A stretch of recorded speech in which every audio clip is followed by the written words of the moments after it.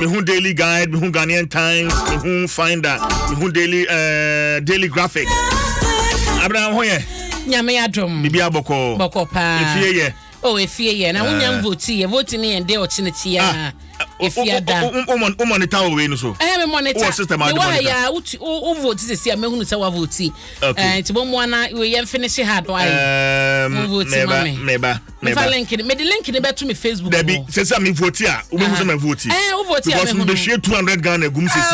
Oh, fantastic. Enti ka me the link. But short code ni ma me. Sa open short code no. But short code ni ma me. Na me debi ma grow pen show. Ma kan me ya metie fo nyina hu se. Into the yenko. Me vote 200 Ghana dem. Yenko. Star 713 star. Star 713 star. 616 hash. 616 hash. Ne sende. Mama sende. Me code ne. Mama on Facebook no. Na eda so no. Eti welcome to Oshiki. Enti dem me kwa hemfa bio. Enti mpacho ko ba bia bebo code no. Enter contestants code. Capital JJ. Enti member JJ no wa. Okay. No just space 23. Na just space number 23. And na Sunday. I'm Sunday. Okay. Service is currently unavailable. Oh, Ekasen. Wait there, and come you share 200 agum. See you then about me the link in send you see. For link in send. Na for link no. And you okay so pa do call straight. It is short code in there that's no star 713 star 616 hash. Na fe wabo nominee code no JJ 23. Yeah, see me the link in answer no to the fa no try na ehwe. Me the link no so beto me Facebook on timpa cha oba ho ma. Because we number na me dey send you. Nyame sira we in advance. Mamenna enra me wahana mamefo bi besra me. Okay. Unique Gadangbe Ladies Association. Okay. Na so kaya me ba na amate no wo Salaga. Baby Adom.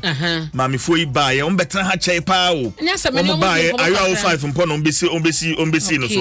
Ombesi amenta ade mkuranta ade bebre. Omi disika ka ho. Enti mamenda mpanifo a wo moda Unique Gadangbe Ladies Association. Na na Oze Nana woka ho ayo obi o my friend Nana wo Malizi and Odoma no and ode no mo eba ye nti ya da o mase baby Adom da o mase papa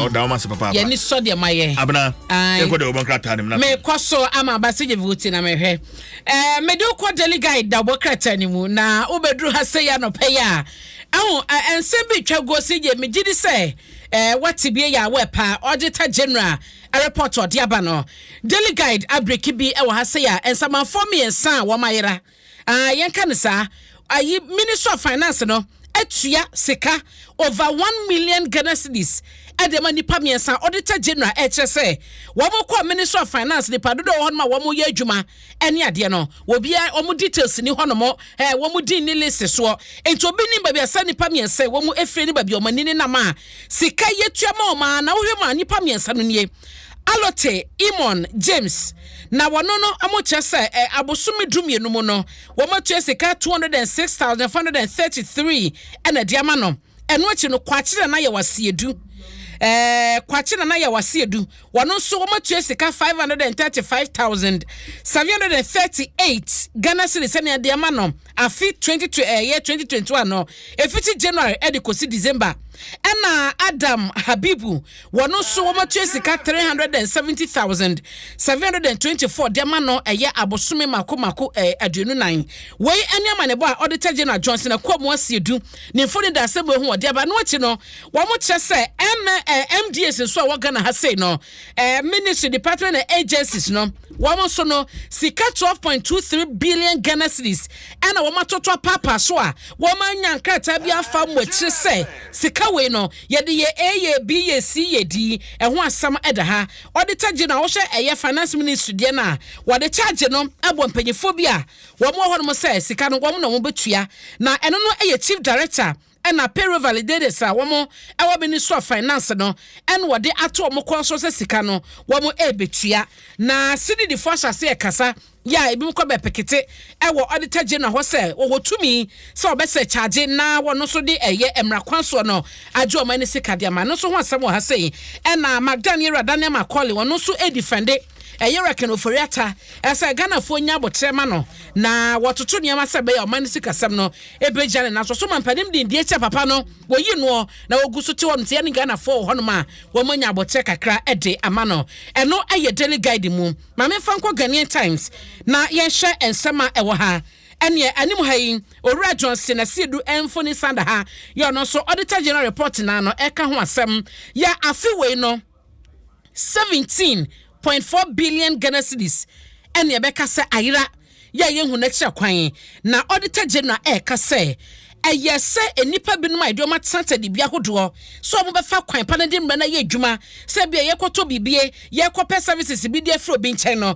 ye de hihye be ye adwuma pepepe na bo mani sika ho ban no ya nyane saa na wo de adwa so ye bo wura ma de tosin na no ye de be ma ho Daniel Makɔli mfoni esan so da Ghanaian Times anim hanom won na ye CEO Edema Magdan wo se songo so project no wo mo benya fasode ya oman no so benya mu epi no na ye di na yedi aye empuntonyuma ewa no so ho amane eda ha na yewra George Mekuduka wono so fo nda ha no wode to ahemfa hodo ene amanyofo nyina nim se asodie se bebo yensu wonsu ahoban na dan kwama bi na no abaye fasode na ye manso beba achi no enye so panom no atudi ye nyina enti obi afa ne hunyum titi no nanu amanyofo no enhye se pepepe ye obeye dwuma na galam se ense yesu no na ye hyentu ase eno so ho asam ewo Ghanaian Times anim sige me the Daily Graphic kebe wie ama na o anim hanoma on say ye wo we ye air conditioners ena esisi hayi fridges ka ho microwave nioma hodo bia oman no asemra 2008 say enioma bia ye electrical gadgets a ye ebima use that the home use no ensase krade ba Ghana titu pa no na ejina fridges mu ene ade na enenu mpanyefo kire se eho akohia se wo mo besan ahyemu kina na enioma miensa pe ena samra na mo hye no na esi kwan se wotui fa Ghana na enu krampo no ebi mu nam kwoti kwan so ekrade wramu enam so ama mpanyefo kire se wo de nkrata bi akoto mrase bidwa fie ya wo hye se ebeboa na enioma miensa no ebekọ nanim bi ede aka ho na ensem we mu nyina no assistant manager ya ono na ehye energy efficiency inspection eso ewo eye energy commission na wo bo samane ediche Daily Graphic no na wotie mu padia wose we no ebeboa ama ebekọ akọwi akire no eniema hodro bi a tabo ba betoso ya wontumi fa Ghana no standing fans abeka ho eno akire ceiling fans abeka ho table top fans abeka ho ene niema pe noa sansa fridge penom ne ade no emoa eno ye hihye bi omo hwe se ba be ye adwuma enti Hubert and Susan ena Zan ena one ensamtofo din koma wode sansa mu etudwa wo hwe se ebe ye tentem so na ama wo mutumi so se kobase ye che o sa kwan no so a ne wo nyoma ne etumi sizi free nsam mo amuguso kra ne ma ye mfa Ghana na edeba no mo hye na munyae eno ho asem da ha auditor general de no so edanim hanom na fetu afahye ye no so ebekoso Cape Coast ne ye kase no ahoboguso dendenden ya empanyifo nananom etoto enema sige da wakrata no me do be wie e wo ha na hye online no Adom na my joy de so adomonline.com abna ene se ye ba adomonline.com Infonia edaha. In fact, very interesting. I will bite you if former NDC organizer tells people rooting for Mohammed's comeback in 2024. I will bite you. Why no can you say? Oko adomonline.com story no edahonum ura ya Bwatinjan. And what can you say? I'll call my Benya story nibi na waken kind. Tema regional police on manhunt for 6 armed robbers. And so ewaha adomonline.com plus other interesting stories. And trailer no ekoka a friend saying Tobut hot tema Tobut on my and also so Adomonline story no at the Hanum. I mentioned my joy online tell Nafi Yemfa NC. Only 16 out of 360 programs offered by KNUST accredited. Auditor General's report. And I can say, hey, out of 360 programs no emu 61 pe and they are accredited KNUST. Okay. This is in now. Auditor General cites top judges for unlawful purchase of vehicles. And also my joy online. At the Hatabna, yan fancy na afi yan etwaso no nyina no yan fa entwaso enfa ma mevuti link no de ma mevuti but hu a aya beka because me hu a meka se na meka se menim wo vote bia so to ko hon ma wo hu no o ma won your contest o ma ya nominate bo ho no ene de obi anya timpacho me de link ni beto me Facebook ho eye abena opoko a ahwenneɛ bo modern ani sia mo ne vote ma me wate nyame hyira o